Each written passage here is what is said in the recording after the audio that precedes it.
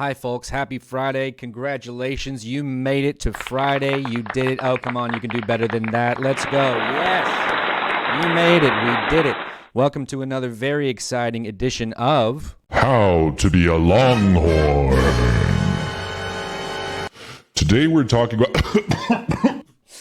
Today we're talking about our phone policy.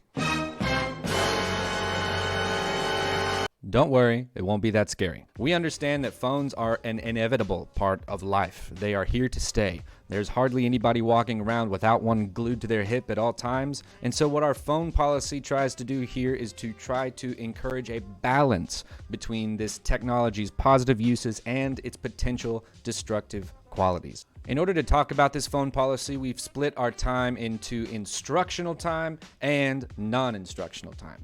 Instructional time is class time from the tardy bell until dismissal, and non-instructional time is time during the day where you're not in class. That's before and after school, in passing periods, and at lunch.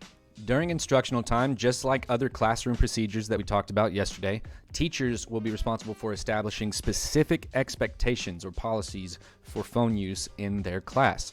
Students may not leave the classroom with their phones during instructional time. It goes back to what I was talking about on Monday about trading the pass for your phone so that you get back to class as soon as possible. Students are expected to respect the teacher's expectations when they tell you what they are, or when you agree together on what the rules are going to be. Teachers do reserve the right at any point to confiscate a student's phone until the end of class. We expect that all conflicts regarding phones be settled between teachers and students, but repeated in-class offenses may result in one of the following. The first time, it is an elevated offense, meaning that your teacher has tried to tell you to put your phone away and you have not. The phone is taken to the office clerk and returned at the end of the day. With the second offense, the phone is taken and the student pays $5 to pick it up at the end of the day.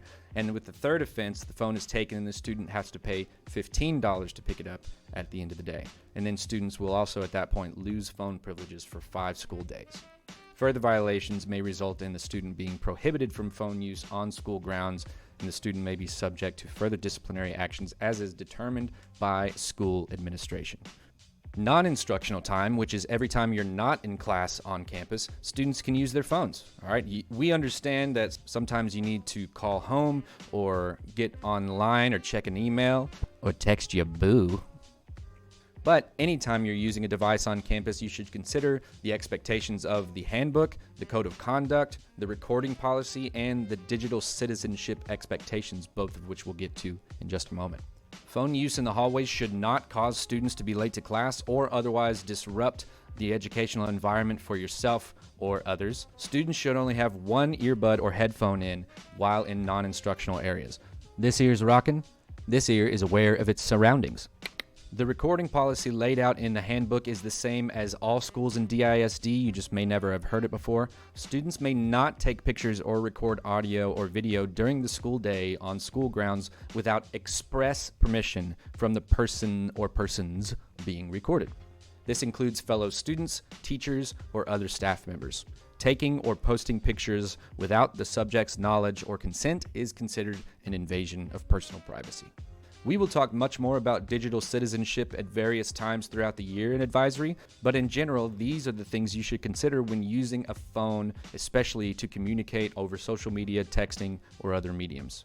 Advisors, I strongly recommend that you come back to this list or look at it in the handbook whenever you're having your discussion about what good, positive digital citizenship looks like. Students should not engage with cyberbullying at all when interacting with others online, whether at school or not at school. Cyberbullying is defined as the use of technology to repeatedly and intentionally harass, hurt, humiliate, or intimidate another person. Students who are found to be engaging in this behavior against another person will be subject to disciplinary action at the principal's discretion. And that's all from me today regarding phone use. I really encourage you to have a discussion now with your advisors about what positive phone use looks like and how it relates to how we are to act here on WT White's campus. Thank you so much for paying attention this week. We'll have more How to Be a Longhorn videos next week. Enjoy a well-earned weekend, and we'll see you on Monday. Be good to yourself and others.